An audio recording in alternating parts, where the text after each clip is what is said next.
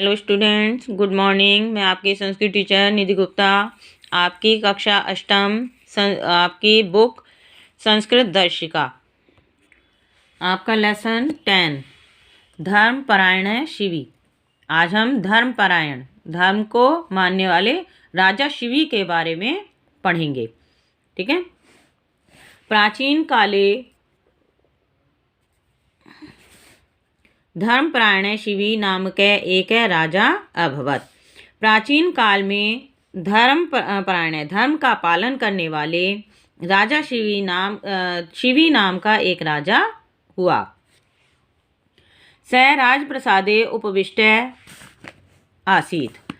एक बार वह राजमहल में, राजप्रसादे माने राजमहल, प्रसाद यानी महल, राजमहल में बैठे हुए थे। उपविष्ट माने बैठे हुए, आसीत माने थे। एक बार वह राजमहल में बैठे हुए थे। एकाएक एक कपोतः तस्य अंके आपतित। अचानक, एकाएक अचानक, एक कबूतर उनकी गोद में आ गिरा। आपतित माने आ। कपोतः भयभीत आसीत, कबूतर डरा हुआ था। तम अनुसरन एक शयेन अपि तत्र आगच्छत। उसका पीछा करते हुए एक शयन, शयन कहते हैं बाज को। किसको कहते हैं? बाज। बाज भी वहाँ आ गया। स राजानम अवदत। वह राजा से बोला, राजन, अयम कपोते मम आहार अस्ति। यह कबूतर मेरा आहार है, यानी मेरा भोजन है। अतः एनम मह्यम ददातु। इसलिए इसे मुझे दे दो। राजा अवदत, राजा बोला, अयम कपोते मम शरणम आगते, अस्य त्यागे न मम धर्म। यह कबूतर मेरी शरण में आया है, इसलिए इसका त्याग करना मेरा धर्म नहीं है। ये मेरी शरण में आया है तो मैं इसकी रक्षा करूँगा, इसलिए इसको छोड़ना मेरा धर्म नहीं है। शयन प्रत्यवदत। बाज फिर से बोला, अहम क्षुधा पीड़िता अस्मि। मैं भूख से पीड़ित हूँ। क्षुधा माने भूख, भूख से पीड़ित हूँ।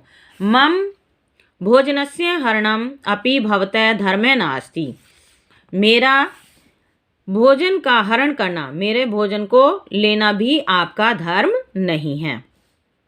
राजा पुनः अवदत, राजा फिर बोला, भवान मांसम इच्छसि। आप मांस चाहते हो। अतः अहम कपोतस्य परिमितम निज मांसम तुभ्यम ददामि। इसलिए मैं कबूतर के जितना उसका वजन होगा, उसके जितना मैं अपना मांस तुम्हें दे दूंगा। शयेन अवदत। शयेन बाज बोला, भवान राजा अस्ति। आप राजा हैं। प्रजायाः रक्षा कृते भवतः आवश्यकता अस्ति। प्रजा की रक्षा के लिए आपकी आवश्यकता है।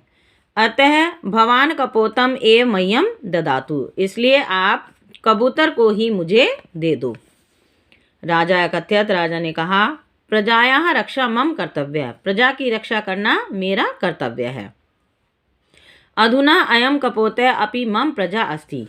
अब यह कबूतर भी मेरी प्रजा है। अतः अस्य रक्षा मम कर्तव्य। इसलिए इसकी रक्षा करना मेरा कर्तव्य है। अतः प्रजाया रक्षायै। इसलिए प्रजा की रक्षा के लिए अहम निज मांसम एव ददामि। मैं अपना मांस ही देता हूँ। यहाँ पर जो है रक्षायै के बाद आपके पूर्ण विराम नहीं है। ठीक है। महाराजा शिवी कपोतस्य परिमितम मांसम उत्कृत्य तुलाया कक्षे अस्थाप्यत। महाराज शिवी ने कबूतर के जितना कबूतर का वजन था, उसके जितना मांस उत्कृत्य काटकर, तुलाया, तुला कहते हैं आपके तराजू को, तराजू के एक पलड़े, कक्ष यानी पलड़े में स्थापित कर दिया, यानी रख दिया। परम कपोतस्य भार अधिक अभवत। परंतु कबूतर का भार अधिक हो गया। महाराजा पुनः निज मासम तुलाया कक्षे अस्थापित। महाराज ने फिर अपने मास को तुला के कक्ष में पढ़ने में रख दिया। परम तदापि कपोतस्य भार अधिक आसीत, परंतु फिर भी कबूतर का भार अधिक था। एतद् दृष्ट्वा राजा शिवी स्वयमेव तुलायाः कक्षे उपविशत। यह देखकर राजा शिवी स्वयं ही तुला के पलड़े में बैठ गए। शिवे धर्मपरायणता दृष्ट्वा आकाशात् पुष्पवृष्टि अभवत। राजा शिवी की धर्मपरायणता को देखकर आकाश से पुष्पों की वर्षा होने लगी। शयेन इंद्र रूपम अधार्यत, और बाज ने इंद्र का रूप धारण कर लिया। बाज कौन था? इंद्र जो थे वो बाज का रूप धारण कर आए थे, तो बाज ने इंद्र का रूप धारण कर लिया।